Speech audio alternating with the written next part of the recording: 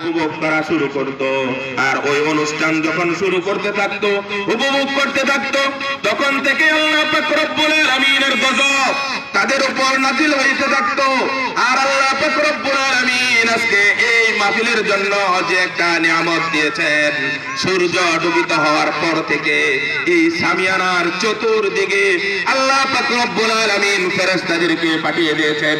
ওই ফেরেশতারা আয়েশা আল্লাহ পাক রব্বুল আলামিনের স্মরণে তারা বলতেছে যে আজকে কোন আল্লাহর বান্দা একটা ভালো আমল করে, এই আমল করার কারণে আল্লাহ পাক রব্বুল আলামিনের কাছে আজকে এই মাহফিলের সম্পূর্ণ আমল পৌঁছায় দিবেন। কে বলেন না সুবহানাল্লাহ।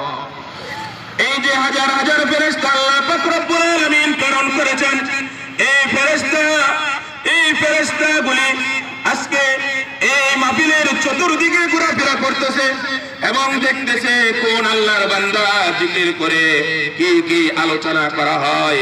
যে আল্লাহর বান্দা এই আলোচনা শোনার পরে যে যদি সে আমল করা শুরু করে, ওই আমল করার শুরুকাল থেকে নিয়ে এবং আমল যতদিন পর্যন্ত করতে থাকবে, আল্লাহ পাক রব্বুল আলামিন তার আমল নামার মধ্যে সব লেখা শুরু করে দিবেন।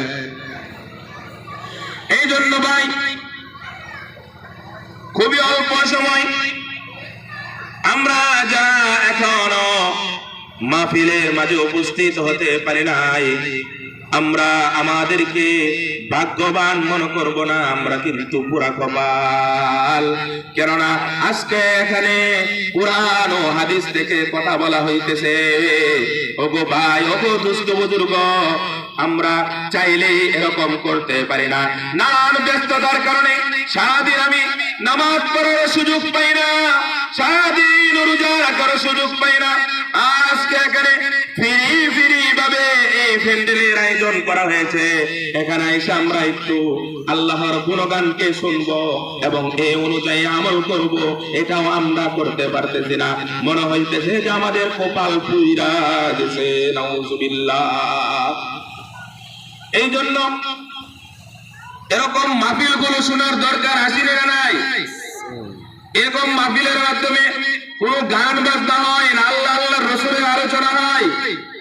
একটু জোরে আওয়াজ করে বলেন না, কার আলোচনা হয় এখানে? আল্লাহর আলোচনা হয়। আল্লাহ পাক রব্বুল আলামিন কোরআনে কারীমের মাধ্যমে বলেন, ইয়া আইয়ুহাল্লাযীনা আমানুত্তাকুল্লাহা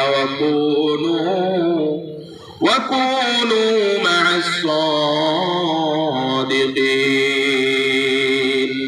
আল্লাহ পাক রব্বুল আলামিন বলেন, হে ইমানদারগণ, তোমরা সাদিকিন, সত্যবাদীদের সাথে তোমরা সত্যবাদী হয়ে যাও সকলে। কার সাথে চলাফেরা করতে বলেছেন? সত্যবাদীদের সাথে চলাফেরা করো। এখন যারা এই যে আল্লাহ আল্লাহর রাসূলের কথা বলতেছে, তা যদি সত্যবাদী না হয়, এই সত্য কথাগুলি আমরা কি করব? ভালোভাবে অনুধাবন করব।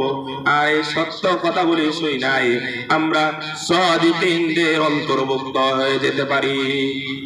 সাদিকিনদের অন্তর্ভুক্ত হতে পারি না? এই জন্য ভাই, আজকের এই মাহফিল আগামীকাল আর থাকবে না। আজকের এই কথাগুলো হাজারো চেষ্টা করলেও আমি শুনতে পারবো না, বা এমন একটা মনোযোগ দিয়ে আমি শুনতে পারবো না। আল্লাহ পাক রব্বুল আলামিন কোরআনে কারিমে কয়েকটা বদ মানুষের কথা আলোচনা করেছেন।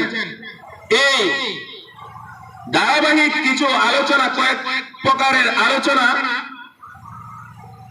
আল্লাহ পাক রব্বুল আলামিন কোরআনে কারিমের মাধ্যমে বলেন, আমি একটা জাহান্নাম এবং জান্নাত, দুইটা রাস্তা কি করেছি? তৈরি করেছি। এবং জান্নাতে যাওয়ার স্বাধীনতা আমি আল্লাহ পাক রব্বুল আলামিন তোমাদেরকে দিলাম, জাহান্নামে যাওয়ার স্বাধীনতাও আমি দিলাম। কিন্তু বান্দা, আমি যে তোমাকে সৃষ্টি করলাম, এর রহস্য কি? এর দ্বারা তুমি বান্দা কি বুঝো? তো আল্লাহ পাক রব্বুল আলামিন কোরআনে কারীমের এক আয়াতের মাধ্যমে বলেন, তাবারাকাল্লাযী বিয়াদিহিল মুলক ওয়া হুয়া আলা কুল্লি শাইইন قدير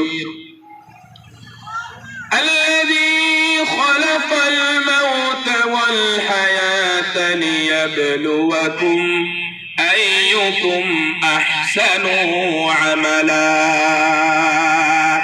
الله পাক রব্বুল আলামিন বলেন